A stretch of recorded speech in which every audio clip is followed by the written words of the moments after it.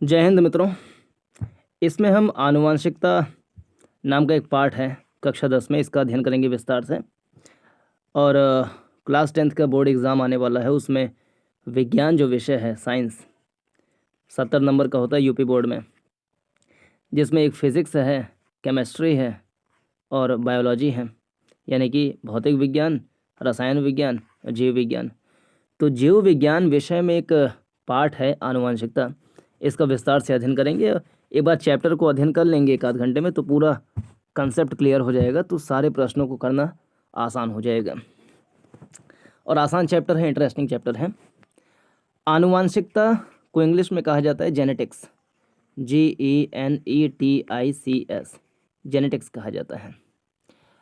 अब जेनेटिक्स क्या है? आनुवंशिकता, जैसे मान लीजिए एक माता है, पिता है।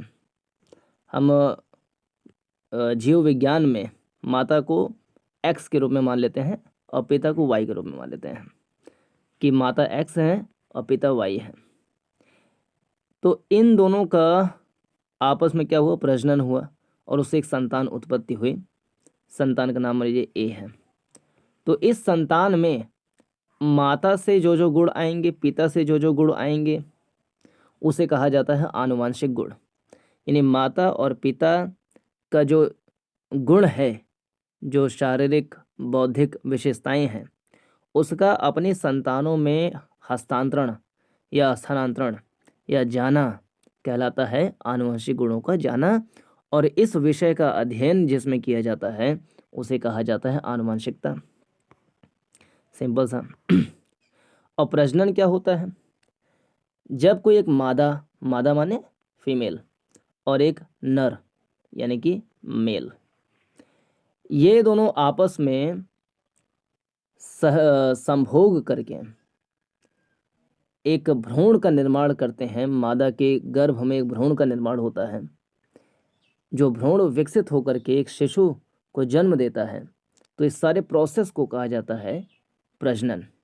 यानी माता पिता के द्वारा अपने जैसे गुण विशेषताओं वाले जो बच्चे हैं, संतान हैं, उनको उत्पत्ति करने की संपूर्ण प्रक्रिया को कहा जाता है प्रजनन। इंग्लिश में कहा जाता है रिप्रोडक्शन। हमने देखा कि जनन प्रक्रमों द्वारा, जनन प्रक्रम क्या है? जिसको प्रजनन कहते हैं। जनन करने की प्रक्रिया को प्रजनन कहते हैं। यानी अपने जैसे गुण विशेषताओं वाले संतानों को जन्म देने की संपूर्ण प्रक्रिया को प्रजनन कहते हैं, रिप्रोडक्शन। हमने देखा कि जनन प्रक्रमों द्वारा नए जीव यानी व्यष्टि उत्पन्न होते हैं, जो जनक के समान होते हुए भी कुछ भिन्न होते हैं। यानी माता पिता के संपूर्ण आनुवंशिक गुण बच्चे में तो आते हैं, लेकिन कुछ ऐसे गुण होते हैं जो हो सकता है माता और पिता के गुणों से मैच ना करते हों। हमने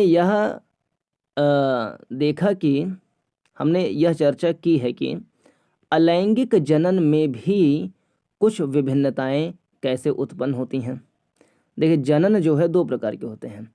एक होता है लैंगिक जनन यानी कि सेक्सुअल रिप्रोडक्शन, एक होता है अलैंगिक जनन यानी कि एसेक्सुअल रिप्रोडक्शन। लैंगिक जनन क्या होता है? जिसमें मादा और नर दोनों मिल करके संतानोत्पत्ति करने की प्रक्रिया में संलग्न होते हैं, उसे कहते हैं लैंगिक जनन। और अलैंगिक जनन, जिसमें एक ही प्रकार के लिंग संतानोत्पत्ति करने की प्रक्रिया में शामिल होती है, उसे कहते हैं अलैंगिक जनन। जैसे पौधों में अलैंगिक जनन सामान्यतया पाया जाता है, या अमीबा हो गया, अमीबा में, पैरामीशियम में अलैंगिक जनन होता है। अमीबा का एक ही जीव वो है अपने आप में, इसी जीव का विकास होता है तो बीच से अमीबा टूट जाता है तो 2 नए संतानें बन जाती हैं। तो यहाँ पे किसी अन्य लिंग की आवश्यकता नहीं हुआ, अमीबा अपने आप में ही विकसित होकर के 2 डॉटर यानी 2 संतानों को जन्म दे दी। तो इसे कहते हैं अलैंगिक जनन। तो हमने यह चर्चा की है कि अलैंगिक जनन में भी कुछ विभिन्नताएं कैसे उत्पन्न होती हैं। अधिकतम संख्या में सफल विभिन्नताएं लैंगिक प्रजनन द्वारा ही प्राप्त होती हैं। अधिकतम संख्या में सफल विभिन्नताएं लैंगिक प्रजनन द्वारा ही प्राप्त होती हैं। यानी लैंगिक प्रजनन जो हुआ यानी नर मादा मिल करके जो संतान पैदा की है, और अलैंगिक जनन यानी अमीबा अपने आप ही विकसित होकर के टूट करके दो संतानों को पैदा कर दी। तो अलैंगिक जनन में जो संतानें होंगी वो अपने आप में समान गुण को लिए हुए विकसित होंगी, यानी उसके जो पेरेंट थे वो संपूर्ण विशेषताएं उसके डॉटर में आ जाएंगी। लेकिन लैंगिक जनन में विभिन्नताएं देखने को मिलती हैं, यानी संतानों में संपूर्ण विशेषताएं आ जाएं, ऐसा होना अनिवार्य नहीं है। तो अधिकतम संख्या में, ज़्यादा से ज़्यादा संख्या में सफल विभिन्नताएं यानी कि माता पिता की जो विशेषताएं हैं उसमें विभिन्नता होना बच्चों के अंदर, वो लैंगिक प्रजनन में देखी जाती हैं। यदि हम गन्ने के खेत का अवलोकन करें तो हमें व्यष्टिगत पौधों में बहुत कम विभिन्नताएं दिखाई पड़ती हैं। तो उसमें क्या है, अलैंगिक जनन है। गन्ने का पौधा है तो क्या किए, एक गन्ना था, उसी गन्ना के अलग अलग टुकड़े हम काटे और उसी को हम जमीन पर लगा दिए, तो ये सारे विकसित होंगे तो एक समान गुण के विकसित होंगे। तो ये तो पेरेंट था, उसकी 3 संतानें ही होंगी, तो तीनों संतानों में गुण वही होगा जो उसके पेरेंट में था। तो ये अलैंगिक जनन है। अलैंगिक जनन में विभिन्नताएं कम से कम होती हैं और लैंगिक जनन में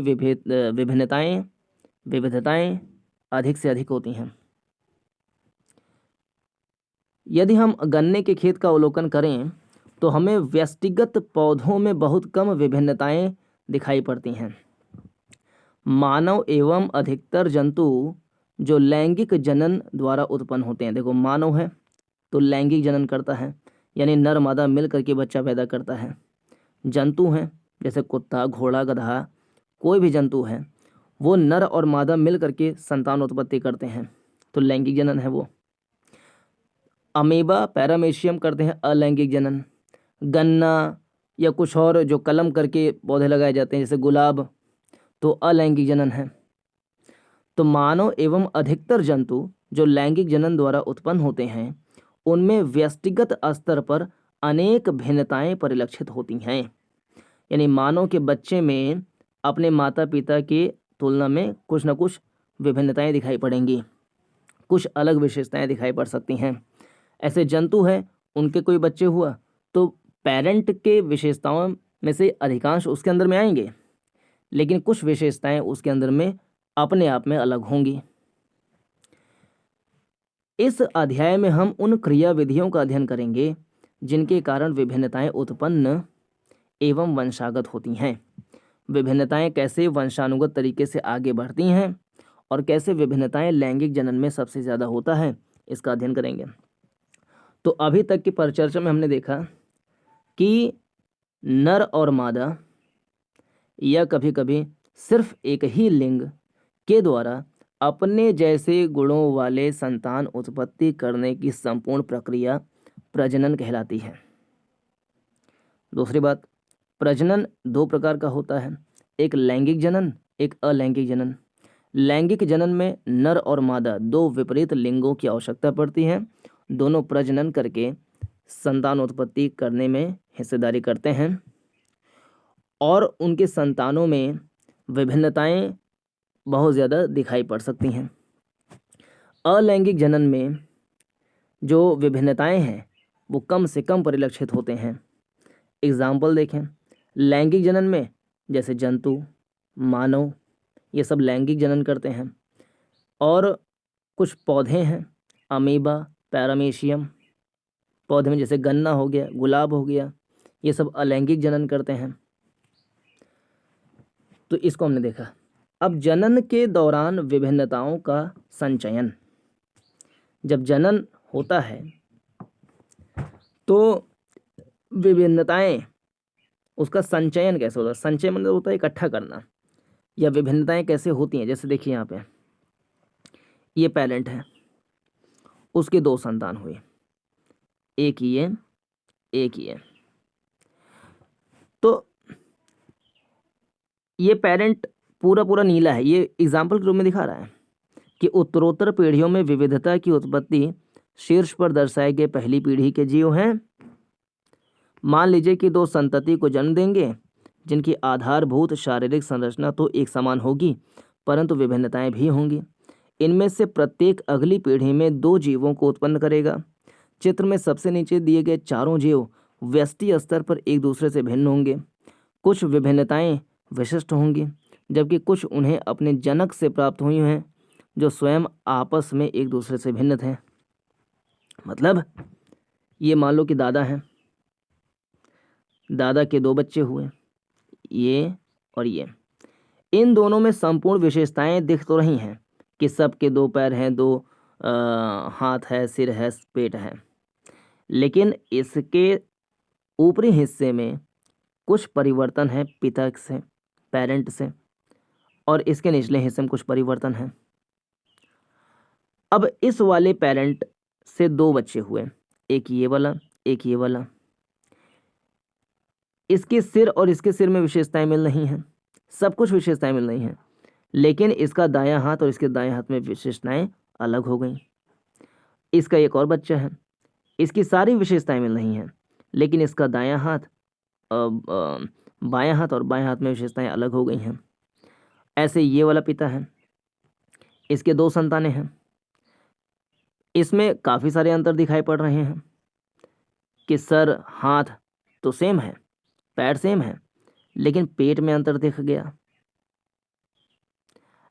ऐसे ही यानी पीढ़ीगत पीढ़ी जो है वो एक प्रारूप तो रहता है कि सबके सिर पैर हाथ सब कुछ होगा, लेकिन कुछ न कुछ शारीरिक रूप से विभिन्नताएं देखने को मिल जाती हैं। तो बहुत ज़्यादा डाइवर्सिटी पाई जाती है।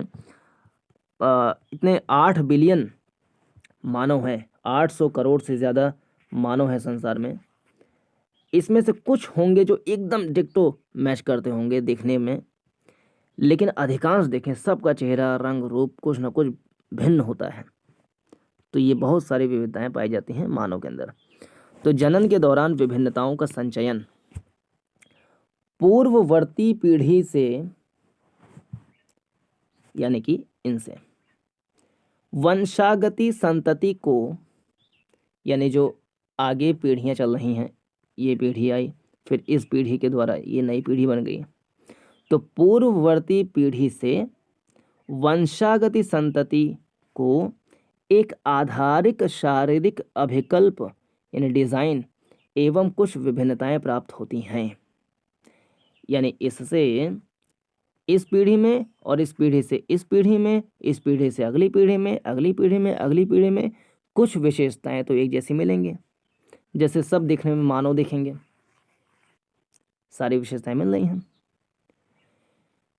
अब जरा सोचिए कि इस नई पीढ़ी के जनन का क्या परिणाम होगा। दूसरी पीढ़ी में पहली पीढ़ी से आहरित विभिन्नताएं एवं कुछ नई विभिन्नताएं उत्पन्न होंगी। चित्र 8.1 में उस स्थिति को दर्शाया गया है जबकि केवल एकल जीव जनन करता है, जैसा कि अलैंगिक जनन में होता है। यदि एक जीवाणु विभाजित होता है, जैसे मान लो कि अमीबा है, एक जीवाणु विभाजित होता है तो परिणामतः दो जीवाणु उत्पन्न होते हैं। यहाँ विभाजित हो गया तो दो जीवाणु, दो अमीबा उत्पन्न हो गए, जो पुनः विभाजित होकर 4 जीवाणु उत्पन्न करेंगे। यानी ये भी जब विकसित हो जाएगा तो ये भी टूटेगा, तो इससे 2 हो गए, और ये टूटेगा तो इससे 2 हो गए, जिनमें आपस में बहुत अधिक समानताएं होंगी। यानी अलैंगिक जनन में समानताएं खूब होंगी। फिर से पढ़ते हैं।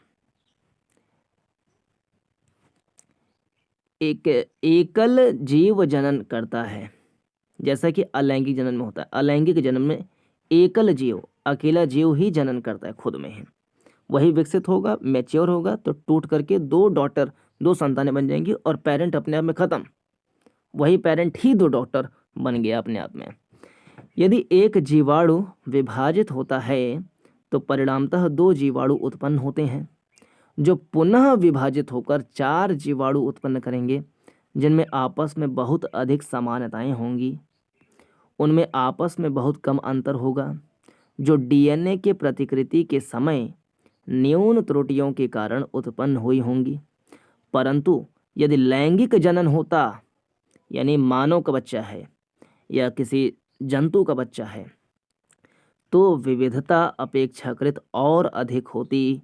इसके विषय में हम आनुवंशिकता के नियमों की चर्चा के समय देखेंगे कि कैसे डिफरेंस आते हैं। क्या किसी स्पीशीज में इन सभी विभिन्नताओं के साथ अपने अस्तित्व में रहने की संभावना एक समान है? निश्चित रूप से नहीं। क्या किसी स्पीशीज में इन सभी विभिन्नताओं के साथ अपने अस्तित्व में रहने की संभावना एक समान है? नहीं। यानी कुछ पहले मर जाएंगे, कुछ बाद में मरेंगे, कुछ गर्मी के प्रति ज़्यादा संवेदनशील होंगे, कुछ गर्मी को झेल नहीं पाएंगे, कुछ ठंडी को नहीं झेल पाएंगे, कुछ बरसात को नहीं झेल पाएंगे, कुछ भोजन उनको लगातार चाहिए, भोजन अगर नहीं मिला तो नहीं झेल पाएंगे, कोई विषाणु जीवाणु आक्रमण कर दिया उनके ऊपर तो नहीं झेल पाएंगे। ऐसे अंतर हो सकते हैं। प्रकृति की विविधता के आधार पर विभिन्न जीवों को विभिन्न प्रकार के लाभ हो सकते हैं। उष्णता को सहन करने की क्षमता वाले जीवाणुओं को अधिक गर्मी से बचने की संभावना अधिक होती है। उसकी चर्चा हम पहले कर चुके हैं। पर्यावरण कारकों द्वारा उत्तम परिवर्तन का चयन, पर्यावरण कारकों द्वारा उत्तम परिवर्तन का चयन जैव विकास प्रक्रम का आधार बनाता है, जिसकी चर्चा हम आगे करेंगे। ये प्रश्न यहाँ पर दिया गया है।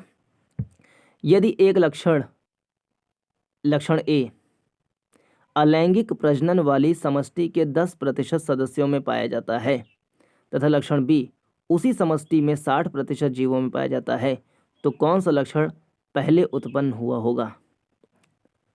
ये 10% वाला हुआ होगा।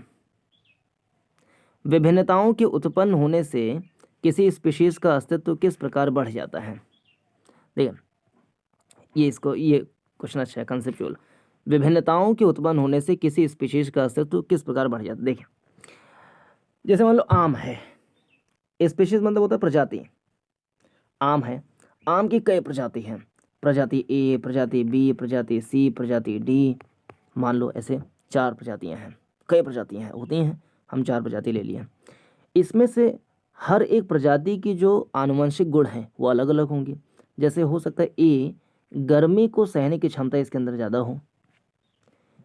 बी प्रजाति का जो आम है हो सकता है कि वो जो जीवाणु का अटैक होता है, जीवाणु आक्रमण होता है, उसके प्रति सहनशील हो, उसको सहने की क्षमता ज़्यादा हो बी प्रजाति के आम के अंदर। सी प्रजाति का आम है, मान लो कि इसके अंदर कम पानी अगर मिले तब भी ये चल सके। और डी प्रजाति के आम में विशेषता मान लो ये है कि ये अगर इसको खूब ठंडी अगर लगेगी तब भी ये सह ले। ये मान लो 4 विशेषताएं हैं, चारों प्रजाति में अलग अलग ये कुछ विशेष गुणधर्म हैं। तब अब मान लो पर्यावरण में अचानक से चेंज हुआ, और चेंज ऐसा हुआ कि खूब गर्मी पड़ रही है, लगातार गर्मी पड़ रही है। हो सकता है कि ये 3 प्रकार की प्रजाति हैं, हो सकता है कि ये उस साल आम पैदा ना कर पाएँ, लेकिन जो गर्मी को झेल सकते हैं वो पैदा कर लें। तो क्या कि ए वाली प्रजाति तो बची रही, बाकी प्रजाति भले ही नष्ट हो गई उस साल के लिए, लेकिन ए प्रजाति बची रही। मान लो कोई जीवाणु का अटैक हो गया, सारे प्रजातियां मर गई आम की, लेकिन बी वाली प्रजाति बची रही, क्योंकि ये जीवाणु को सहनशील करने के सक्षम है। यानी किसी भी प्रतिकूल पर्यावरणीय प्रभाव अगर होता है, पर्यावरण का कोई प्रकोप आता है, अगर किसी जीव की अनेक प्रजातियां हैं, तो कुछ प्रजातियां जो उस प्रतिकूल पर्यावरण को सहन नहीं कर पाएंगी वो तो खत्म हो जाएंगी, लेकिन अनेक प्रजातियां बची रह जाएंगी। इस प्रकार से हम कह सकते हैं कि विभिन्नताओं के उत्पन्न होने से, यानी बहुत सारी वैरायटी के उत्पन्न होने से स्पीशीज का अस्तित्व बढ़ जाता है। अब आनुवंशिकता हम आते हैं। आनुवंशिकता क्या है? जनन प्रक्रम का सबसे महत्वपूर्ण परिणाम, जनन प्रक्रम माने प्रजनन, नर और मादा द्वारा अपने जैसे गुण विशेषताओं वाले संतान को उत्पत्ति करने की संपूर्ण प्रक्रिया प्रजनन कहलाती है, रिप्रोडक्शन कहलाती है।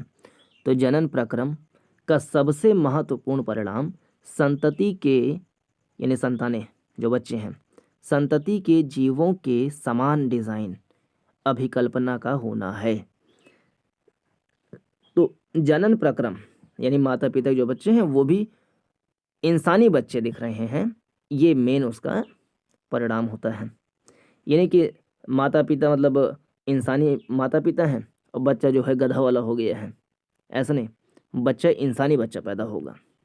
तो वही कह रहा है कि जनन प्रक्रम का सबसे महत्वपूर्ण परिणाम संतति के जो माता पिता के जीवों के समान डिजाइन का होना है। आनुवंशिकता नियम इस बात का निर्धारण करते हैं जिनके द्वारा विभिन्न लक्षण पूर्ण विश्वसनीयता के साथ वंशागत होते हैं। आइए इन नियमों का ध्यानपूर्वक अध्ययन करें कि वंशागत लक्षण मतलब कि कौन कौन से लक्षण पूर्ण रूप से माता पिता से बच्चों के अंदर आ जाते हैं, उसे कहते हैं वंशागत लक्षण, जेनेटिक कह लें गुण। वास्तव में समानता एवं विभिन्नताओं से हमारा क्या अभिप्राय है?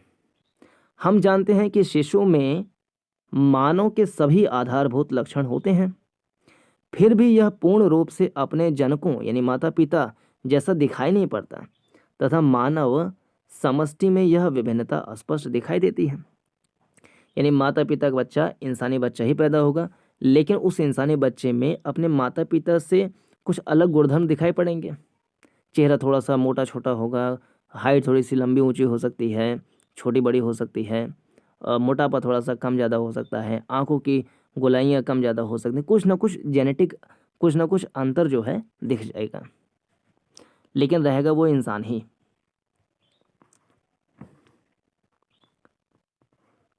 जैसे यहाँ पे बड़ा अच्छा एग्जाम्पल दे रहे हैं, अपनी कक्षा के सभी छात्रों के कान का अवलोकन कीजिए।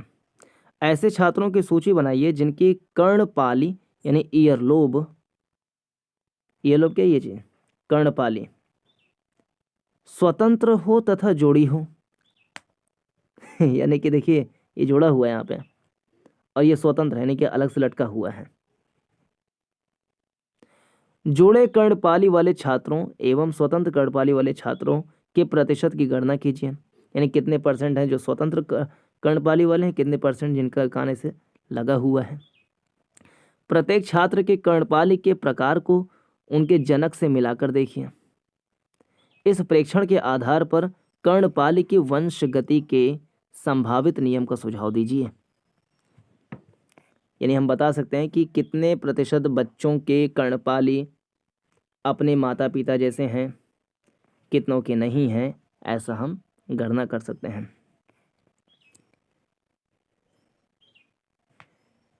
यहाँ देखो पड़ता है स्वतंत्र और जोड़े कर्णपाली, कान के निचले भाग को कर्णपाली कहते हैं। यह कुछ लोगों में सिर के पार्श्व में पूर्ण रूप से जुड़ा होता है, परंतु कुछ में नहीं। स्वतंत्र एवं जोड़े कर्णपाली मानव समष्टि में पाए जाने वाले दो परिवर्त हैं। अब लक्षणों की वंशागति के नियम, मेंडल का योगदान कि माता पिता से कैसे लक्षण उनके बच्चों में जाते हैं, उसका नियम बनाया है मेंडल। मेंडल एक चर्च के फादर थे और अपने चर्च में ही वो मटर के दानों को क्यारी में लगाते थे। अब एक मटर लिया, बहुत सारे मतलब मटर लिए, उसको खेत में बो दिया। अब इससे जो मटर बने, मटर जो पैदा हुए, उस मटर को अगली बार फिर से क्यारी में बो दिया। तो देखा कि जो ये वाले मटर थे और ये वाले मटर थे, इनमें कुछ अंतर हो गया है। फिर क्या किया, इस वाले मटर को फिर बोया, मतलब इसमें जो पैदा हुआ मटर, उस मटर को निकाल करके फिर से एक दूसरी क्यारी में अगले साल बोया। तो इसमें परिवर्तन कुछ अलग प्रकार के दिख गए। फिर इस मटर को और इस मटर को आपस में मिला करके एक अलग क्यारी में बोया, उसमें अलग परिवर्तन दिख गए। इस प्रकार से मेंडल ने आनुवंशिकता का नियम निकाला कि पीढ़ी दर पीढ़ी किस प्रकार से मटर में ही परिवर्तन देखने को मिल जाता है। मटर की पत्ती में, मटर के फूल में, मटर की हाइट में कुछ ना कुछ परिवर्तन देखने को मिल जाता है पीढ़ीगत तरीके से आने 2-3 पीढ़ियों में। तो यहीं से लक्षणों की वंशागति के नियम निकाल दिए मेंडल ने। मानव में लक्षणों की वंशागति के नियम इस बात पर आधारित हैं कि माता एवं पिता दोनों ही समान मात्रा में आनुवंशिक पदार्थ को संतति में स्थानांतरित करते हैं। मानव में लक्षणों की वंशागति यानी जो मानव बच्चा पैदा हुआ है उसमें अपने माता पिता से जो लक्षण आएंगे उसे कहा जाता है मानव में लक्षणों की वंशागति के नियम इस बात पर आधारित हैं कि माता एवं पिता दोनों ही समान मात्रा में आनुवंशिक पदार्थ को संतति यानी शिशु में भेज देते हैं, स्थानांतरित करते हैं। इसका अर्थ यह है कि प्रत्येक लक्षण पिता और माता के डीएनए से प्रभावित हो सकते हैं। अतः प्रत्येक लक्षण के लिए प्रत्येक संतति में 2 विकल्प होंगे। फिर संतान में कौन सा लक्षण परिलक्षित होगा? मेंडल ने इस प्रकार की वंशागति के कुछ प्रमुख नियम प्रस्तुत किए हैं। उन प्रयोगों के बारे में जानना अत्यंत रोचक होगा जो उसने लगभग 1 शताब्दी से पहले यानी 100 साल पहले से भी पहले किए थे। ये ग्रेगर जॉन मेंडल, इनके बारे में थोड़ा जान ले। 1822 में इनका जन्म हुआ था, 1884 में इनका मृत्यु हुआ था। मेंडल की प्रारंभिक शिक्षा एक गिरजाघर में हुई थी, चर्च में, तथा वह विज्ञान एवं गणित के अध्ययन के लिए वियना विश्वविद्यालय, एक देश है ऑस्ट्रिया यूरोप महाद्वीप में, उसकी राजधानी वियना, तो वियना विश्वविद्यालय गए। अध्यापन हेतु सर्टिफिकेट की परीक्षा में असफल होना उनकी वैज्ञानिक खोज की प्रवृत्ति को दबा नहीं सका। वह अपनी मोनेस्ट्री में वापस गए तथा मटर का प्रयोग करना प्रारंभ किया। उनसे पहले भी बहुत से वैज्ञानिकों ने मटर एवं अन्य जीवों के वंशागत गुणों का अध्ययन किया था, परंतु मेंडल ने अपने विज्ञान एवं गणितीय ज्ञान को सम्मिश्रित किया। वह पहले वैज्ञानिक थे जिन्होंने प्रत्येक पीढ़ी के एक एक पौधे द्वारा प्रदर्शित लक्षणों का रिकॉर्ड रखा तथा गणना की। इससे उन्हें वंशागत नियमों के प्रतिपादन में सहायता मिली।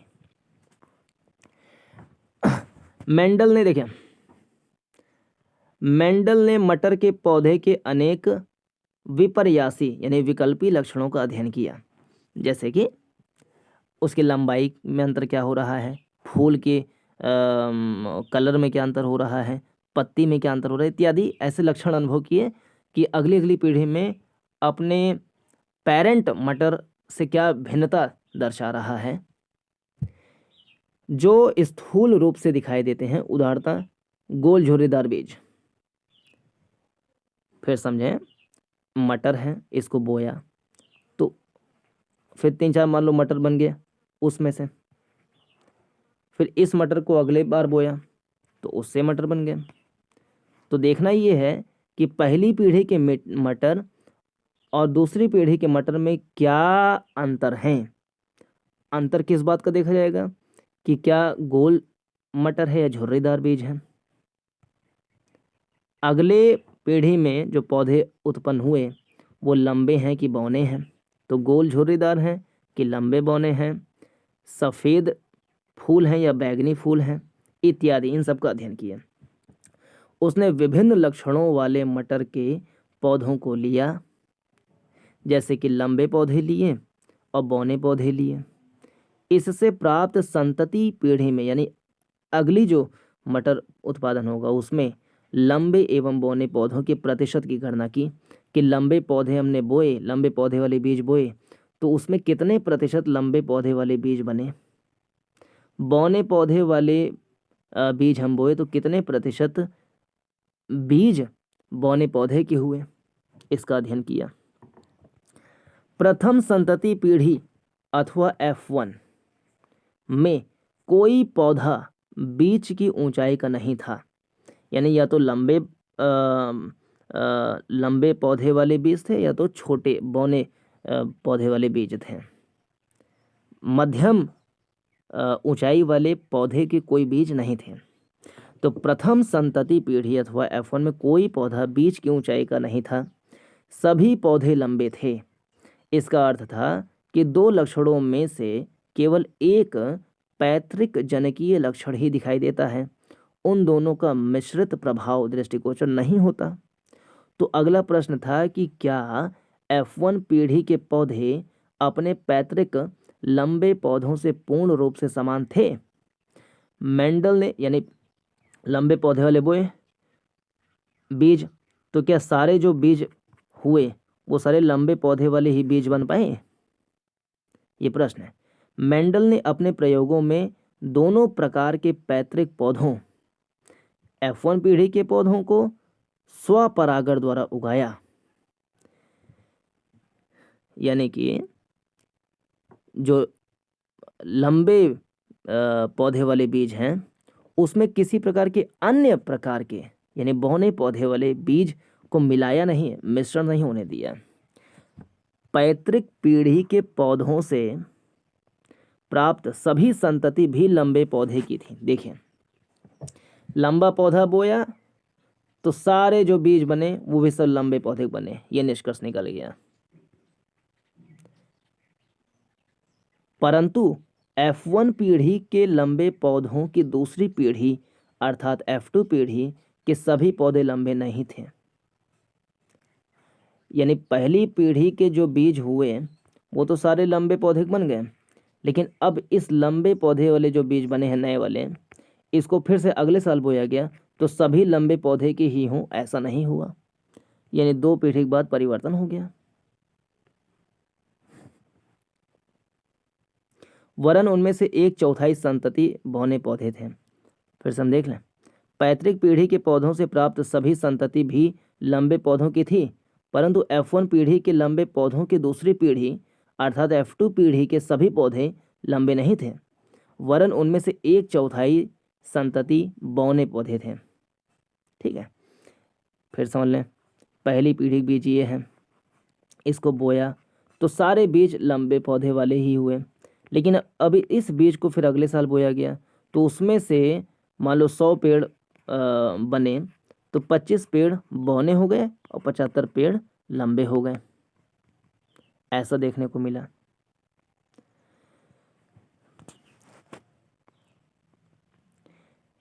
यह इंगित करता है कि F1 पौधों द्वारा लंबाई एवं बौनेपन दोनों विशेषकों यानी लक्षणों की वंशानुगति हुई, परंतु केवल लंबाई वाला लक्षण ही व्यक्त हो पाया। अतः लैंगिक जनन द्वारा उत्पन्न होने वाले जीवों में किसी भी लक्षण की 2 प्रतिकृतियों की वंशानुगति होती है। ये दोनों एक समान हो सकते हैं अथवा भिन्न हो सकते हैं, जो उनके जनक पर निर्भर करता है। इस परिकल्पना के आधार पर वंशानुगति का तैयार किया गया पैटर्न 8.3 में देखा जा सकता है। यहाँ पे चित्र है कि पहली पीढ़ी का पौधा लिया और सारे लंबे पौधे लिए टॉल, और फिर बौना पौधा लिया स्मॉल टी वाले, और दोनों को मिक्स करके बो दिया। तो कुछ इसमें से लंबे हैं, कुछ इसमें से छोटे हैं, दोनों प्रकार के इसमें आ गए, लक्षण आ गए। फिर क्या किया अगली बार कि ये जो पीढ़ी के मिले बीज उसको एक साथ बोया, यहाँ पे बड़ा छोटा बौना लंबा दोनों मिला करके बोया। तो कैसा हुआ, कुछ हुए खाली लंबे, कुछ हुए लंबे बौना पौधा, कुछ हुआ लंबा पौधा, कुछ हुआ बौना पौधा, ऐसे लक्षण दिखाई पड़े। इस व्याख्या में टीटी और टीटी दोनों ही लंबे पौधे हैं, जबकि ये दोनों स्मॉल टी बौने पौधे हैं। दूसरे शब्दों में टी की एक प्रति ही पौधों को लंबा बनाने के लिए पर्याप्त है, जबकि बौनेपन के लिए टी की दोनों प्रतियां टीटी होनी चाहिए। बड़े टी जैसे लक्षण प्रभावी लक्षण कहलाते हैं, जबकि छोटा टी की तरह व्यवहार करते हैं। यानी कि एक लंबा पौधा है एक बौना पौधा है, दोनों को मिला करके बोया तो लंबा पौधा ही दोनों बनेंगे। तो यहाँ पे लंबाई का जो है प्रभावी जनक है वो। जैसे माता पिता हैं, एक माता है एक पिता है, दोनों का बच्चा हुआ, उसका नाम ए है। तो ए में मान लो कि माता के ज़्यादा गुण आ रहे हैं, ज़्यादा गुण परिलक्षित हो रहे हैं, तो माता क्या है, प्रभावी जनक है, और ये पिता क्या है, गौण जनक है या अप्रभावी लक्षण है उसके। अब देखो यहाँ पे एक चित्र है, इस चित्र का बाद में अध्ययन करेंगे। क्या होता है जब मटर के पौधों में एक विकल्पी जोड़े के स्थान पर दो विकल्पी जोड़ों का अध्ययन करने के लिए संकरण कराया जाए? गोल बीज वाले लंबे पौधों का यदि झुर्रीदार वाले बौने पौधों से संकरण कराया जाए। गोल बीज वाले लंबे पौधे का यदि झुर्रीदार वाले बीजों और बौने बीजों से संकरण कराए, दोनों को मिला दें कि गोल बीज लंबा पौधा और झुर्रीदार बीज छोटा पौधा, दोनों को संकरण करा दिया, आपस में मिला करके बोए, तो संतति कैसी प्राप्त होगी? F1 पीढ़ी के सभी पौधे लंबे एवं गोल बीज वाले होंगे, यानी ये प्रभावी लक्षण दिखाएगा, सभी पौधे, इसका कोई असर नहीं पड़ेगा, सारा लक्षण इसके आ जाएंगे। अतः लंबाई तथा गोल बीज प्रभावी लक्षण है, परंतु क्या होता है जब F1 संतति के स्वनिषेचन से F2 पीढ़ी की संतति प्राप्त होती है? मेंडल द्वारा किए गए पहले प्रयोग के आधार पर हम कह सकते हैं कि F2 संतति के कुछ पौधे गोल बीज वाले लंबे पौधे होंगे तथा कुछ झुर्रीदार वाले बौने पौधे, परंतु F2 की संतति के कुछ पौधे नए संयोजन प्रदर्शित करेंगे, उनमें से कुछ पौधे लंबे परंतु झुर्रीदार बीज, हाँ कुछ लंबे होंगे लेकिन गोल नहीं होंगे, झुर्रीदार बीज होंगे, तथा कुछ बौने पौधे परंतु गोल बीज, यानी पौधा तो छोटा है लेकिन गोल बीज हो गया, यानी इसके लक्षण आपस में एक इंटरचेंज हो गए। यहाँ आप देख सकते हैं कि किस तरह F2 पीढ़ी में नए लक्षणों का संयोजन देखने को मिला जब बीज के आकार व रंग को नियंत्रित करने वाले कारकों के पुनर्संयोजन से युग्मनज बना, तो F2 पीढ़ी में अग्रणी रहा। अतः लंबे या बौने लक्षण तथा गोल झुर्रीदार लक्षण स्वतंत्र रूप से वंशानुगत होते हैं। एक और उदाहरण 8.5 में दिखाया गया है, ये देख सकते हैं। यह लक्षण अपने आप को किस प्रकार व्यक्त करते हैं? आनुवंशिकता कार्य विधि किस प्रकार होती है? कोशिका के डीएनए में प्रोटीन संश्लेषण के लिए एक सूचना स्रोत होता है। कोशिका के डीएनए में, कोशिका के जैसे मानव की सूक्ष्मतम इकाई या सबसे सूक्ष्मतम प्रकार्यात्मक और संरचनात्मक इकाई कोशिका होती है मानव शरीर के। उसके बीच भाग में केंद्रक होता है, उसमें विभिन्न प्रकार की चीज होते हैं जैसे माइटोकॉन्ड्रिया, डीएनए इत्यादि होते हैं। तो कोशिका के डीएनए में प्रोटीन संश्लेषण के लिए एक सूचना स्रोत होता है। डीएनए का वह भाग जिसमें किसी प्रोटीन, इंपॉर्टेंट लाइन्स हैं ये सारे, यह लक्षण अपने आप को किस प्रकार व्यक्त करते हैं? आनुवंशिकता कार्य विधि किस प्रकार होती है? कोशिका के डीएनए में, कोशिका के डीएनए में प्रोटीन संश्लेषण के लिए एक सूचना स्रोत होता है। डीएनए का वह भाग जिसमें किसी प्रोटीन संश्लेषण के लिए सूचना होती है उस प्रोटीन का जीन कहलाता है। फिर से, कोशिका के, ये कोशिका है, इसके अंदर में डीएनए है, ये डीएनए है जो कुंडलीकार होती है डीएनए। फिर से बना लें, ये कोशिका है और ये डीएनए है। तो कोशिका के डीएनए में प्रोटीन संश्लेषण के लिए एक सूचना स्रोत होता है। डीएनए का वह भाग जिसमें किसी प्रोटीन संश्लेषण के लिए सूचना होती है उस प्रोटीन का जीन कहलाता है। प्रोटीन विभिन्न लक्षणों की अभिव्यक्ति को किस प्रकार नियंत्रित करती है, इसकी हम यहाँ चर्चा करते हैं। आइए पौधों की लंबाई के एक लक्षण को उदाहरण के रूप में लेते हैं। हम जानते हैं कि पौधों में कुछ हार्मोन होते हैं जो लंबाई का नियंत्रण करते हैं। अतः किसी पौधे की लंबाई पौधों में उपस्थित उस हार्मोन की मात्रा पर निर्भर करती है। पौधे के हार्मोन की मात्रा उस प्रक्रम की दक्षता पर निर्भर करेगी जिसके द्वारा यह उत्पादित होता है। एंजाइम इस प्रक्रम के लिए महत्वपूर्ण है।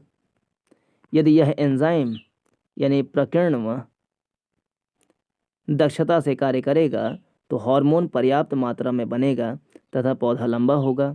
यदि इस प्रोटीन के जीन में कुछ परिवर्तन आते हैं तो बनने वाली प्रोटीन की दक्षता पर प्रभाव पड़ेगा, वह कम दक्ष होगी, अतः बनने वाली हार्मोन की मात्रा भी कम होगी तथा पौधा बौना होगा। अतः जीन लक्षणों को नियंत्रित करते हैं। तो जीन जो हैं लक्षणों को यानी ट्रेट्स को नियंत्रित करते हैं। यदि मेंडल के प्रयोगों की व्याख्या जिसकी हम चर्चा कर रहे थे ठीक है तो इसकी चर्चा हम पिछले अध्याय में कर चुके हैं। लैंगिक प्रजनन के दौरान संतति के डीएनए में दोनों जनक का समान रूप से योगदान होता है। यदि दोनों जनक संतति के लक्षण के निर्धारण में सहायता करते हैं तो दोनों जनक एक ही जीन की एक प्रतिकृति संतति को प्रदान करेंगे। इसका अर्थ है कि मटर के प्रत्येक पौधे में सभी जीन के 2 सेट होंगे। प्रत्येक जनक से एक सेट की वंशानुगति होती है। इस तरीके को सफल करने के लिए प्रत्येक जनन कोशिका में जीन का केवल एक ही सेट होगा, जबकि सामान्य कायिक कोशिका में जीन के सेट की 2 प्रतियां कॉपीज होती हैं। फिर इनसे जनन कोशिका में इसका एक सेट किस प्रकार बनता है। यदि संतति पौधे को जनक पौधे से संपूर्ण जीनों का एक पूर्ण सेट प्राप्त होता है तो चित्र 8.5 में दर्शाया प्रयोग सफल नहीं हो सकता। इसका मुख्य कारण यदि यह है कि 2 लक्षण कैपिटल R तथा स्मॉल y सेट में एक दूसरे से संलग्न रहेंगे तथा स्वतंत्र रूप में आहरित नहीं हो सकते। इसे इस तथ्य के आधार पर समझा जा सकता है कि वास्तव में एक जीन सेट केवल एक डीएनए श्रृंखला के रूप में न होकर डीएनए के अलग अलग स्वतंत्र रूप में होते हैं। प्रत्येक एक गुणसूत्र कहलाता है। अतः प्रत्येक कोशिका में प्रत्येक गुणसूत्र की 2 प्रतिकृतियां होती हैं, जिनमें से एक नर तथा दूसरी मादा जनक से प्राप्त होती है। प्रत्येक जनक कोशिका पैतृक अथवा मातृक से गुणसूत्र के प्रत्येक जोड़े का केवल एक गुणसूत्र ही एक जनन कोशिका युग्मक में जाता है। जब 2 युग्मकों का संलयन होता है तो बने हुए युग्मनज के में गुणसूत्रों की संख्या पुनः सामान्य हो जाती है तथा संतति में गुणसूत्रों की संख्या निश्चित बनी रहती है, जो स्पीशीज के डीएनए के स्थायित्व को सुनिश्चित करता है। वंशागति की इस क्रियाविधि में मेंडल के प्रयोगों के परिणाम की व्याख्या हो जाती है। इसका उपयोग लैंगिक जनन वाले सभी जीव करते हैं, परंतु अलैंगिक जनन करने वाले जीव भी वंशागति के इन्हीं नियमों का पालन करते हैं। क्या हम पता लगा सकते हैं कि उनमें वंशानुगति किस प्रकार होती है। लिंग निर्धारण कैसे होता है, सिंपल देखें। ये नर है, नर के गुणसूत्र में पाया जाता है XY गुणसूत्र, और ये मादा है, मादा के गुणसूत्र में पाया जाता है XX गुणसूत्र। यानी जो मादा होगी उसमें XX गुणसूत्र होता है और जो नर होगा उसमें XY गुणसूत्र होता है। अब दोनों का युग्मनज बना। मान लो कि नर वाले से X मिला और मादा वाले से X ही मिलेगा, जाहिर सी बात है, तो पुत्री का जन्म होगा। अब मान लो कि मादा वाले से X मिल गया, जो कि इसके पास X ही तो है, और यहाँ से Y जो नर है वो Y क्रोमोसोम दे दिया, तो XY का जोड़ा बनेगा तो लड़का पैदा होगा। तो इस प्रकार से संतति मिलती है, लिंग का निर्धारण होता है। लिंग निर्धारण, इस बात की चर्चा हम कर चुके हैं कि लैंगिक जनन में भाग लेने वाले 2 एकल जीव किसी न किसी रूप में एक दूसरे से भिन्न होते हैं, जिसके कई कारण हैं। नवजात का लिंग निर्धारण कैसे होता है, अलग अलग स्पीशीज इसके लिए अलग अलग, देखिए 22 जोड़े क्रोमोसोम होते हैं, इसमें से 21 जोड़े क्रोमोसोम नर का, 21 जोड़े क्रोमोसोम मादा का। ये सारे क्रोमोसोम बच्चे में आ जाते हैं और सारी विशेषताएं, इंसानी विशेषताएं उसमें आ जाती हैं, लेकिन केवल लिंग क्या होगा वो विशेषता नहीं आ पाता। वो विशेषता दोनों का नहीं आ जाएगा कि मादा और नर दोनों हो गया वो, या तो नर का आएगा या तो मादा का आएगा। नर वाला अगर अपने से एक्स वाला क्रोमोसोम दिया और मादा जो है एक्स दे दी तो बच्ची पैदा हो जाएगी, और नर अगर वाई क्रोमोसोम दे दिया और मादा एक्स क्रोमोसोम दे दी तो एक्स वाई बनेगा, जो कि नर होगा। अलग अलग स्पीशीज इसके लिए अलग अलग युक्ति अपनाते हैं। कुछ पूर्ण रूप से पर्यावरण पर निर्भर करते हैं, इसलिए कुछ प्राणियों में, जैसे कुछ सरीसृप प्राणी, लिंग निर्धारण निषेचित अंडे युग्मक के ऊष्मायन ताप पर निर्भर करता है कि संतति नर होगी या मादा। घोंघे जैसे कुछ प्राणी अपना लिंग बदल सकते हैं, जो इस बात का संकेत है कि इसमें लिंग निर्धारण आनुवंशिक नहीं है। तो दो एग्जाम्पल हैं, जैसे कुछ प्राणियों में जैसे सरीसृप हैं, रेंगने वाले जीव, लिंग का निर्धारण कैसे होगा? निषेचित अंडे के ऊष्मायन ताप पर, कि ज़्यादा ऊष्मा मिली तो ये हो गया, कम ऊष्मा मिली तो ये हो गया। ऊष्मायन ताप पर निर्भर करेगा सरीसृप अंडों में। और जो घोंघे होते हैं, घोंघे जैसे कुछ प्राणी अपना लिंग बदल सकते हैं, जो इस बात का संकेत है कि इसमें लिंग निर्धारण आनुवंशिक नहीं है। तो सरीसृप जीव में क्या है? उसके अंडों की ऊष्मा ताप पर निर्भर करेगा कि नर होगा कि मादा, और घोंघा तो अपना लिंग चेंज ही कर सकते हैं। लेकिन मानव में लिंग निर्धारण आनुवंशिक आधार पर होता है। दूसरे शब्दों में, जनक जीवों से वंशानुगत जीन ही इस बात का निर्णय करते हैं कि संतति लड़का होगा अथवा लड़की। परंतु अभी तक हम मानते रहे हैं कि दोनों जनकों से एक जैसे जीन सेट संतति में जाते हैं। यदि यह शाश्वत नियम है तो फिर लिंग निर्धारण वंशानुगत कैसे हो सकता है? इसकी व्याख्या इस तथ्य पर निहित है कि मानव के सभी गुणसूत्र पूर्ण रूपेण युग्म नहीं होते। मानव में अधिकतर गुणसूत्र माता और पिता के गुणसूत्रों के प्रतिरूप होते हैं। इनकी संख्या 22 जोड़े होते हैं, परंतु एक युग्म जिसे लिंग सूत्र कहते हैं, जो सदा पूर्ण जोड़े में नहीं होते।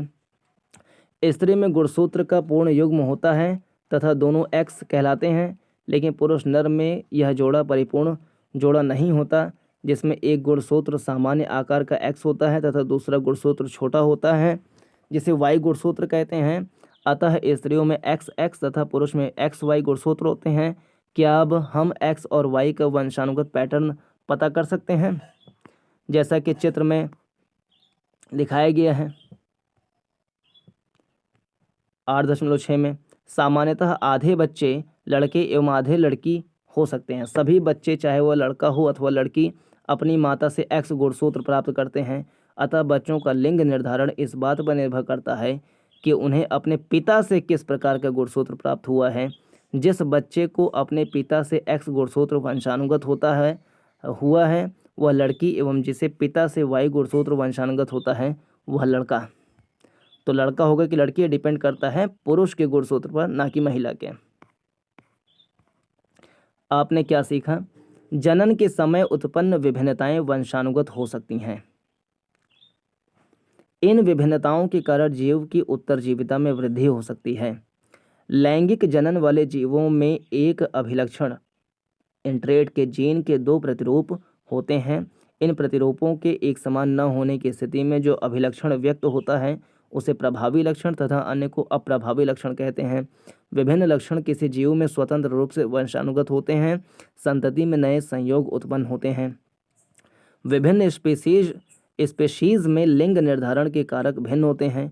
मानव में संतान का लिंग इस बात पर निर्भर करता है कि पिता से मिलने वाले गुणसूत्र एक्स लड़कियों के लिए तथा वाई लड़कों के लिए किस प्रकार के हैं। यहाँ पे अभ्यास प्रश्न है कुछ। तो ये रहा इस वीडियो का डिस्कशन। नमस्कार, जय हिंद।